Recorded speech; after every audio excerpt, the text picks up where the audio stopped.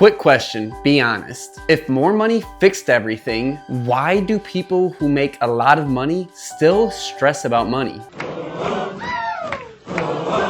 That's the version of money we're all sold. And it's also why so many people stay broke. My name is Ray, and I recently read Breaking Free from Broke by George Kamel. And it finally explained why making more money didn't fix things, and why habits matter more than income. So today I'm breaking down 6 money habits that I learned from the book that actually change how your money behaves. And just so you know, this channel is all about practical, real money stuff just like this. No hype, no shortcuts, and no pretending like this is easy. So if you want more videos breaking down money this way, make sure you hit subscribe and stick around. All right, let's get into the first habit. Habit number 1, money problems start with behavior. Money problems rarely start with income. When income goes up, but behavior stays the same, the problem doesn't disappear, it scales. I remember when I got a promotion and a raise for the first time in my career. I had to move states, and knowing how much I was about to be making, almost double what I was making before, I decided to rent an apartment in a pretty cool town that was about 3 times the amount of rent that I was paying before. Lifestyle creep hit hard, and I did not have good money habits in place yet. So I found out the hard way that more money doesn't fix bad habits. It actually exposed all of them. Habit number 2, stop normalizing being broke. When everyone around you is broke, being broke feels normal. Okay, that was so fetch.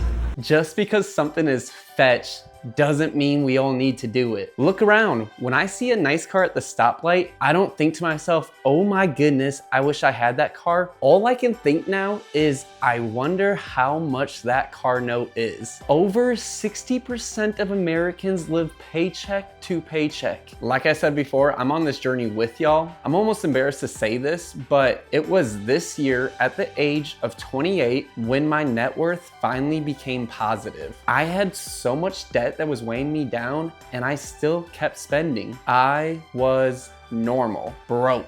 The key takeaway right here is that you don't escape a lifestyle that you've accepted. So how are you going to break free from being broke? Habit number 3, credit cards change how you spend. Credit cards make spending painless. And my apartment smells of rich mahogany.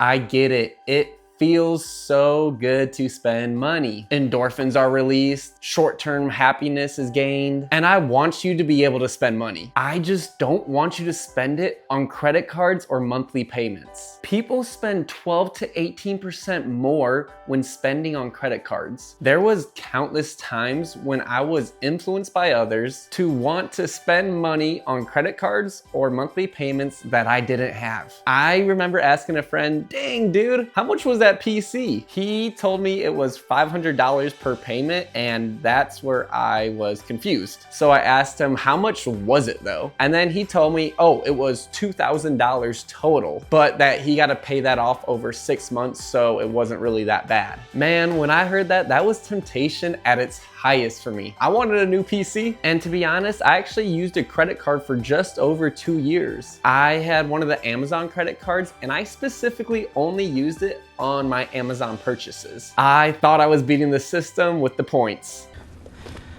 But check this out.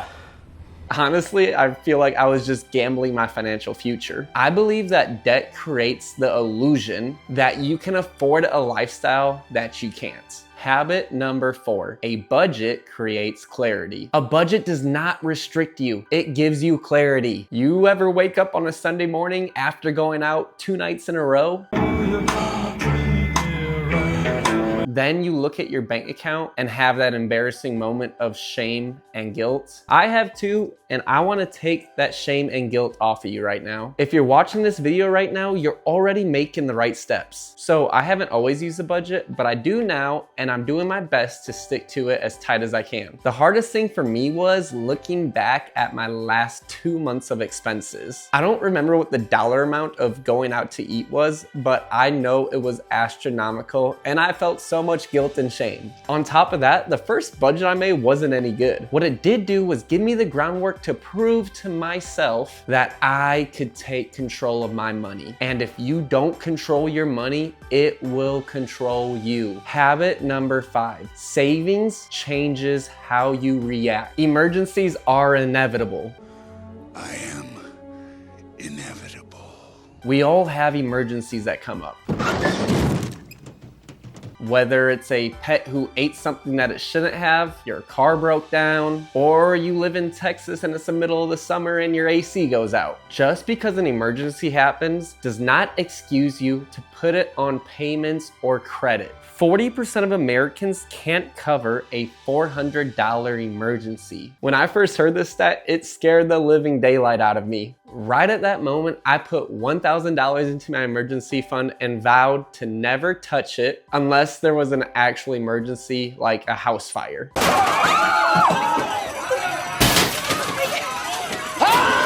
I also always keep a little fluff in my checking account just to feel a little bit more safe. Since I've had that $1,000 emergency fund, I have yet to have an emergency that I couldn't cash flow. Of course, that isn't true for everyone, but here's the key takeaway. Be prepared because prepared people don't panic. Habit number 6, wealth is built boring. Wealth is built quietly through repetition. I can think of a couple ways to become a millionaire overnight. The lottery or a massive inheritance from a rich uncle that I didn't know about. When Mr. Blake died, he left an enormous fortune. $40 billion. The stats are not on our side for either of these. Instead, like most millionaires, it takes time to build wealth. Building wealth is just like the story of the tortoise and the hare. It is almost aggravating how boring building wealth actually is. Currently, on my journey, I see my debt going down and my 401k going up. It's not like I'm becoming rich off it right now or anything like that, but with time and compound interest, I know that wealth will continue to grow. The goal here isn't to look rich, it's to stay free and find peace. So if money has been frustrating, it's not that you're broken, it's just because the habits aren't working yet. And habits can change, you just have to stick with it. I'm not leaving. I'm not leaving.